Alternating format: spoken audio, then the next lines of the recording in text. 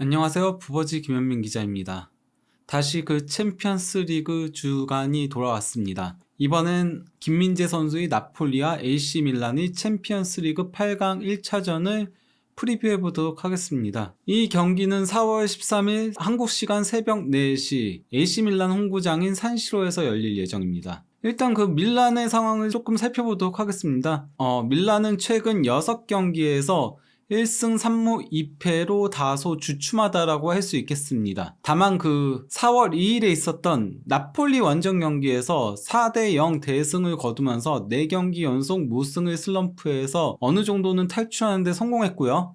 그리고 이제 지난 주말 엠폴리전에서는 그 나폴리전과 비교했을 때 지루, 레앙, 브라임 디아스, 크루니치, 그리고 키에르까지 벤치에서 대기를 했었습니다. 즉 이번 주중 나폴리하고의 챔피언스 리그에 대비해서 거의 절반 가까이를 로테이션을 돌렸다라고 할 수 있겠죠. 이번엔 그 나폴리의 상황을 살펴보도록 하겠습니다. 나폴리 같은 경우는 최근은 다소 주춤하다라고 할 수 있겠습니다. 이전까지는 말 그대로 파죽지세를 이어오면서 세리에 역대 최다승과 최다승점에 도전을 하고 있었지만요. 3월 3일에 있었던 라치오전에 0대1로 패한 데 이어서 4월 2일에 있었던 AC 밀란전에 0대4 대패를 당했습니다. 공교롭게도 패한 경기 2경기가 다 그 홈 경기였죠. 다행히 그 지난 주말 레치에하고의 원정 경기에서 2대1로 승리하긴 했지만요. 다만 그 경기 내용은 그렇게 좋지는 못했습니다. 일단 뭐 그 18분경에 김민재 선수의 패스를 받은 디 로렌초의 골로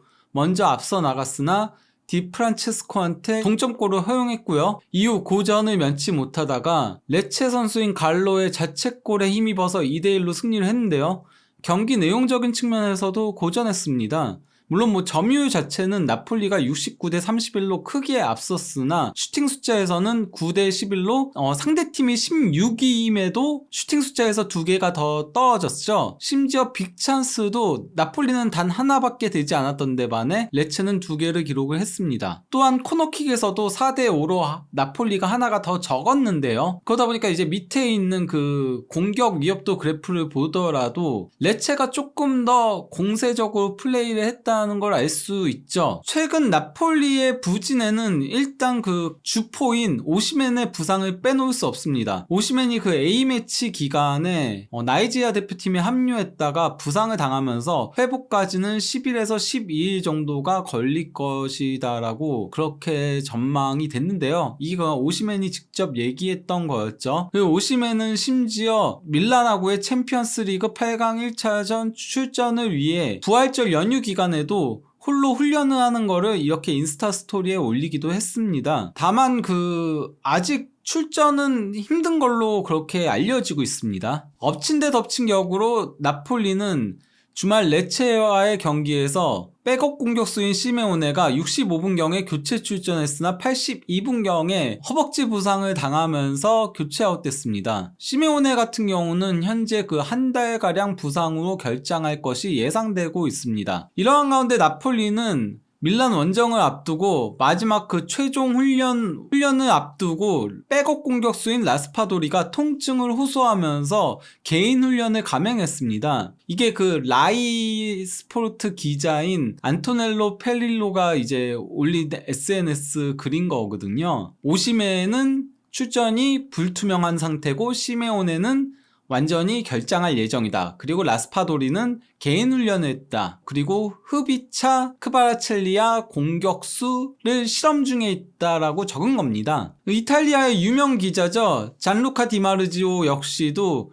10일자 그 나폴리 훈련 리포트를 올렸는데요. 간단하게 이제 내용을 요약해보면요. 오시멘은 개인 훈련을 했으나 선발 출전은 어려울 것으로 보인다. 스팔레티 감독도 위험을 감수하지 않을 것으로 보인다. 그리고 시메오네는 부상 치료 중에 있다. 라스파도리는 개인 훈련을 했는데 라스파도리가 만약 회복한다면 선발 출전할 것이고 선발 출전이 어렵다면 흐비차 크바라첼리아가 가짜 9번 역할을 수행하게 될 것이다. 그리고 흐비차가 가짜 9번으로 나오게 된다면은 폴리타노와 엘마스가 윙으로 뛸 것이다 라고 설명해 놓았습니다. 이러한 가운데 그 10일 전에 있었던 나폴리와 밀란의 28라운드 맞대결을 한번 살펴보도록 하겠습니다. 당시 그 나폴리가 대패를 했던 데에는 크게 세 가지가 작용했다고 할 수 있겠습니다. 일단 오시멘의 부상 공백이 있었고요. 왜냐면 오시멘 대신 선발 출전한 시메오네가 이게 후스코드인 건데, 후스코드는 이제 그 동그라미 안에 평점들이 있잖아요.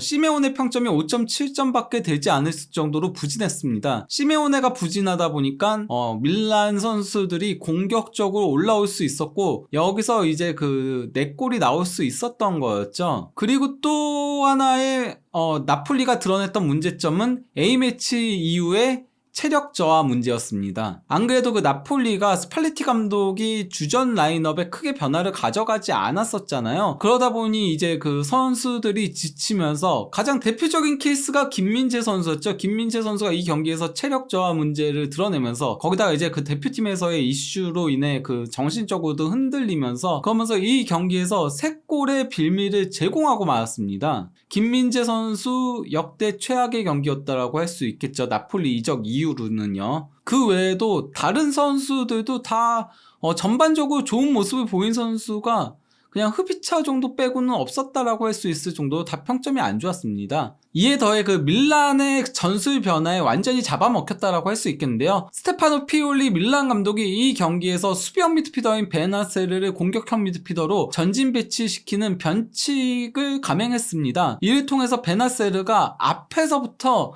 나폴리의 후방 플레이메이커인 로버트카를 눌렀어요. 이로 인해 나폴리는 공격을 잘 풀어나가는데 실패를 했고, 결국 밀란의 빠른 공격에 휘둘리면서 레앙이라던가 브라임 디아스 같은 선수들의 침투에 휘둘리고, 또 이제 지루의 힘을 살린 공격에 완전히 말리면서, 그러면서 0대4 대패를 당했던 거였죠. 즉 이번 경기에서 나폴리는 이런 밀란이 들고 나올 변칙 전술에도 대응하는 모습을 보여줄 필요성이 있습니다. 거기에 더해서 이제 그 지친 선수들이 다시 조금 체력 회복을 해가지고 좋은 모습을 보여줄 필요성도 있고요. 오시멘 같은 경우는 이 경기는 아마도 결장할 것으로 보이고, 최대한 낙관적으로 보더라도 교체 출전이 전부일 테니까요. 실제 김민재 선수는 그 밀란전에서 그 이탈리아 언론 평점에서 거의 다 그 최하점을 받았는데요. 그 중에서도 유로스포츠는 김민재 선수한테 평점 4점을 주면서 재앙이었다. 레앙에게 골을 내줄 때 위치 선정이 좋지 않았다. 디아스의 골 장면에서는 걷어내기가 부정확했다.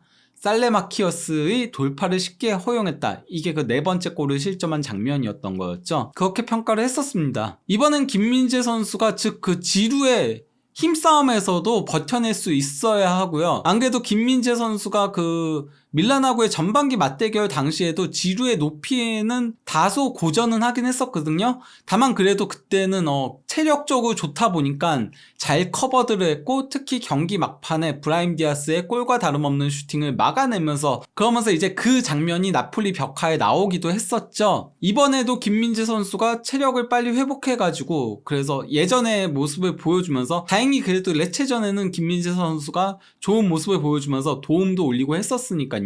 지루의 높이를 살린, 힘을 살린 공격도 막아내야 하면서, 다른 한편은 이제 오른쪽 윙으로 선발 출전할 것으로 보이는 브라임 디아스의 침투도 잘 막아낼 필요성이 있는 거죠. 레앙은 라흐마니가 잘 막아야 할 것으로 보이고요. 이번엔 양 팀의 맞대결 전적을 살펴보도록 하겠습니다. 통산 성적 자체는 171경기 68승 52무 51패로 밀란이 근소하게 우위를 점하고 있습니다. 아무래도 밀란이 역사적으로는 더 강팀이니까요. 다만 그 최근 5경기만 놓고 보면 나폴리가 3승 2패로 우위를 점하고 있는데요. 무엇보다도 원정에서 3연승을 기록 중에 있습니다. 실제 그 나폴리는 최근 밀라노 원정 9경기에서 5승 3무 1패를 기록 중에 있습니다. 그마저도 유일한 1패는 코파 이탈리아 8강전이었죠. 즉 세리에 A만 놓고 보면은 8경기 5승 3무 무패 행진을 이어오고 있습니다. 그리고 공식 대회 맞대결 전적을 13경기로 확장해서 놓고 보더라도 밀라노 원정에서 6승 5무 2패를 달리고 있는 나폴리입니다. 즉 최근 양팀의 맞대결은 도리어 홈에서 약했고 원정에서 더 강했다라고 할 수 있어요. 지난 시즌도 서로의 원정에서 승리를 했었고 이번 시즌도 서로의 원정에서 승리를 한 거였죠. 이번엔 그 UEFA 공식 홈페이지에 올라온 예상 라인업을 살펴보도록 하겠습니다. 밀란은 지난 그 10일전에 있었던 나폴리전 4대0 대승 경기에 선발 라인업을 그대로 들고 나올 것이라고 UEFA 공식 홈페이지는 예상을 했습니다. 지루 최전방 원톱에 베나세르 공격형 미드필더에 레앙과 브라임 디아스 좌우윙, 그리고 토날리와 크루니치 더블 볼란테에 그 테오 에르난데스와 칼라브리아 좌우 풀백, 그리고 토모리와 키에르 중앙 수비에 매냥이 골문을 지킬 것으로 예상을 했고요. 현재 그 밀란은 칼룰루만이 부상으로 출전 여부가 불투명한 상태입니다. 완전히 빠지는 게 확정된 선수는 단 한 명도 없고요. 그 외 그 발로투레와 크루니치, 토모리, 그리고 토날리가 옐로카드 한 장을 받게 되면 8강 2차전에 결정할 예정입니다. 중원 쪽에 조금 공백이 드러날 가능성이 있는 거죠. 또 이제 공격진이 토모리를 적극 공략할 필요성이 있고요.